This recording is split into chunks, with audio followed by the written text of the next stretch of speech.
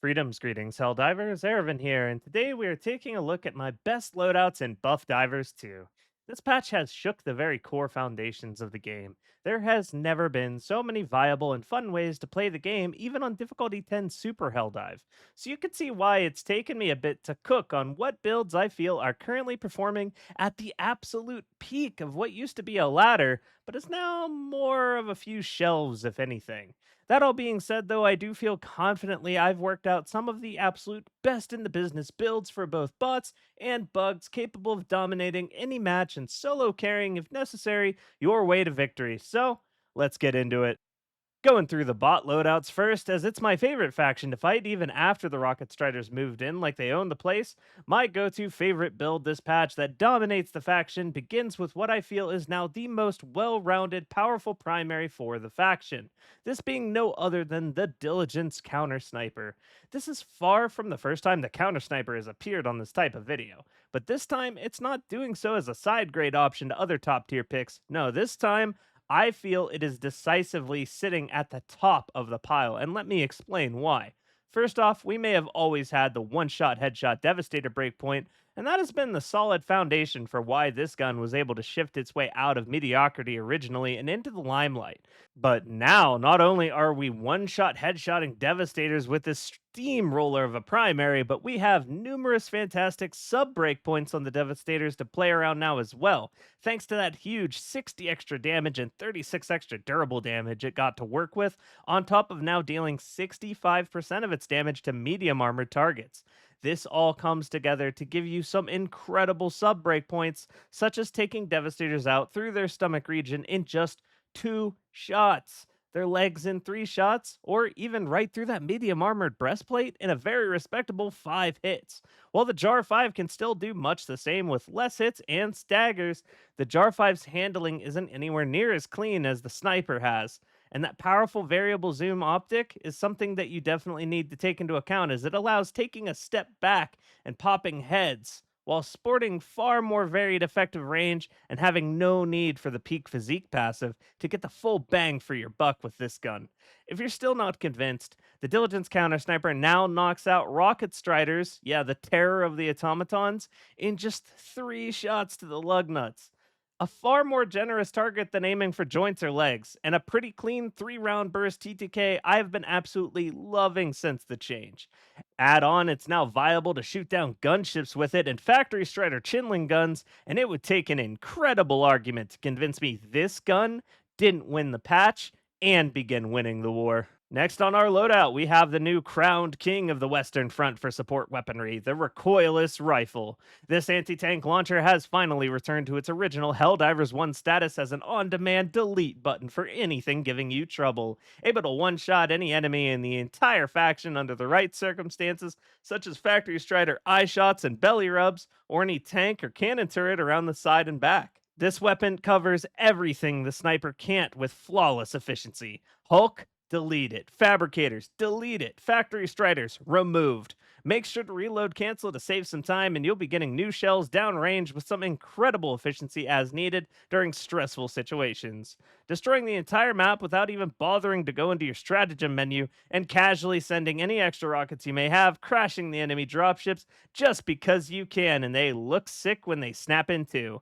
Bringing this thing along with a sleeper stratagem this patch, the strafing run, our Fabricator clear is arguably the most efficient in the entire game with no equal. 5 charges when fully upgraded. The strafing run, when placed with the majority of the volley to run through a Fabricator, will destroy them in just 1 drop from any angle, on top of our recoilless being able to do the same. While it may feel a bit redundant, this saves us recoilless ammo for when we really need it, and keeps the resupply open for our teammates, considering it makes us increasingly unlikely to need more than 7 rockets fired downrange beyond our fair share of resupply call-ins on any given match, even when we take out half the objectives all on our own. To round this all out, the Verdict is my pick for a sidearm. You can run the Verdict, Dagger, Senator, or even Peacemaker and Crisper in this spot if you want to.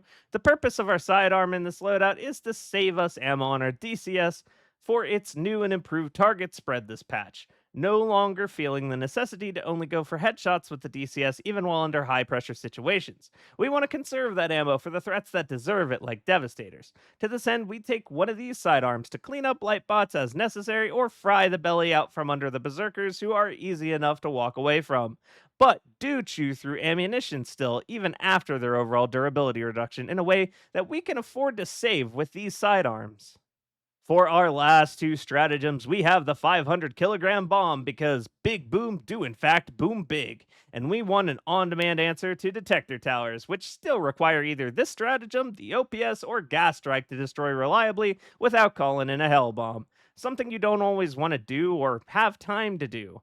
Not to mention, with its radius buff, it deletes just about anything from our screen as needed, especially on the automaton front with factory striders, the only ones able to take the damage that it deals. Lastly, the orbital laser, which now deals about twice the damage that it used to, where before this only served as some convenient high saturation fabricator clearing on heavy outposts and super outposts.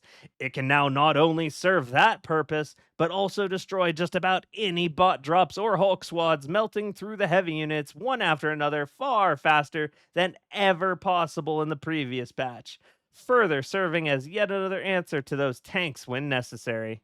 Armor wise and grenade wise, there are two options, and they come in whatever grade armor you prefer, as the speed you are willing to sacrifice will always be a matter of personal preference.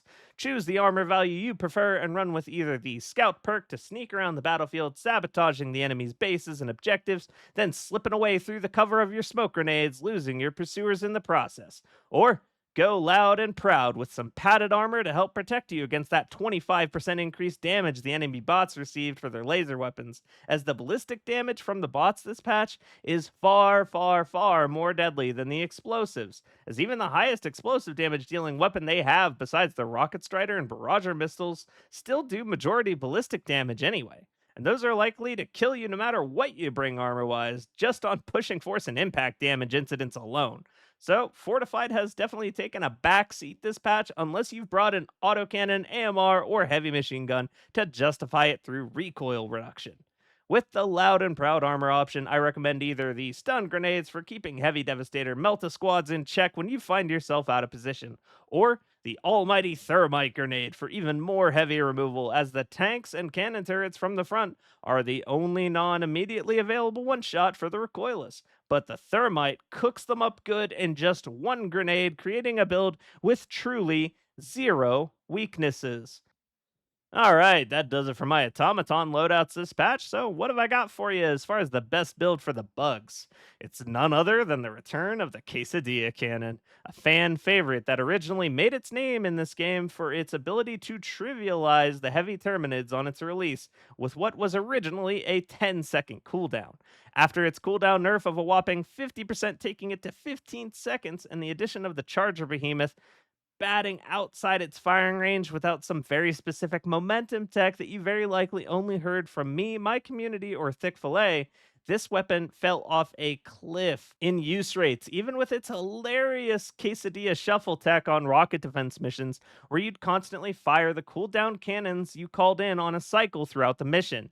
Now, with its glow up to 2,000 raw AP6 damage and 150 explosive AP3 damage, the Queso Beam Cannon is back with a vengeance, able to drop every variant of Charger and Bile Titan even in just one good shot to the head, which is just an incredible thing.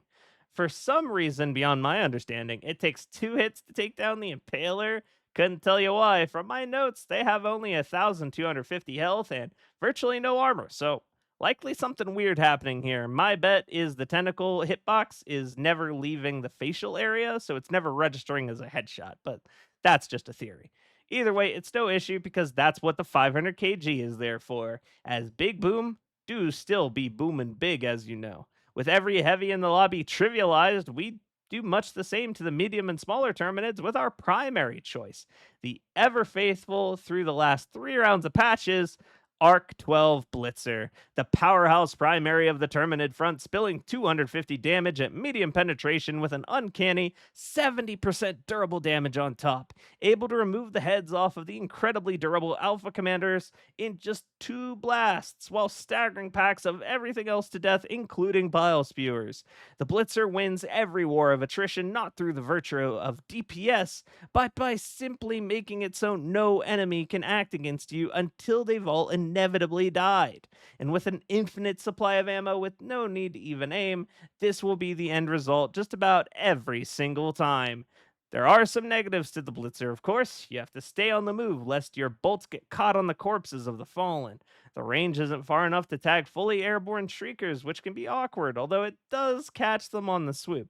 And we only have 35 meters of effective range to play with, meaning the odd hunter might make it into the pocket for a swipe or pounce every once in a while. The counter to both of these negatives, and just about any typical death on the Terminid front in general, is the personal shield generator, a mainstay of my bug loadouts for many good reasons, giving you a pseudo immunity to most crowd control effects such as the slowing, while active alongside an effective health equal to having another 150 HP received as damage as if you were wearing medium armor. This pack allows you to play extremely aggressively with no fear of chip damage to your stim count, acid slowdown, and unfortunately, you do have to live with the ragdoll effects, allowing for some truly dominant control of the battlefield when paired with the Blitzer.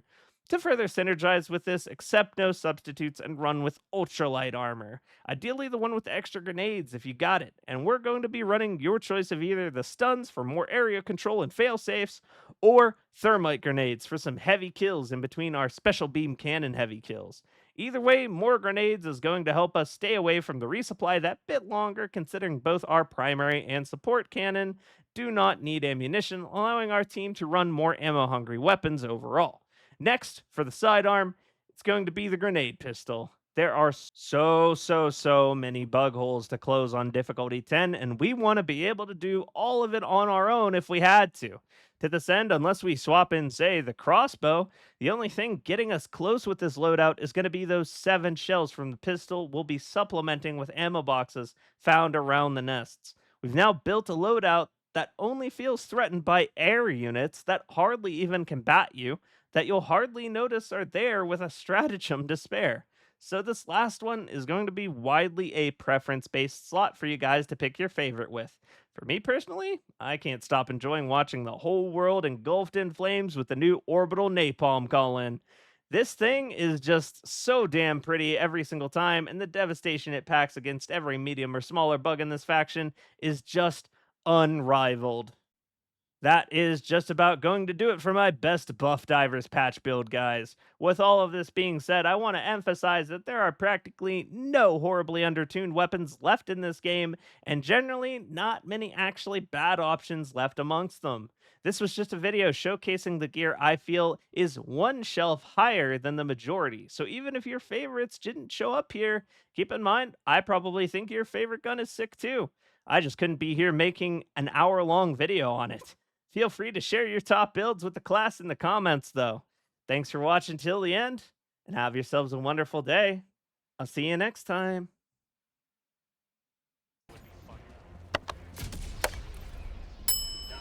Why? Why, God? Fire tornado spawned on me.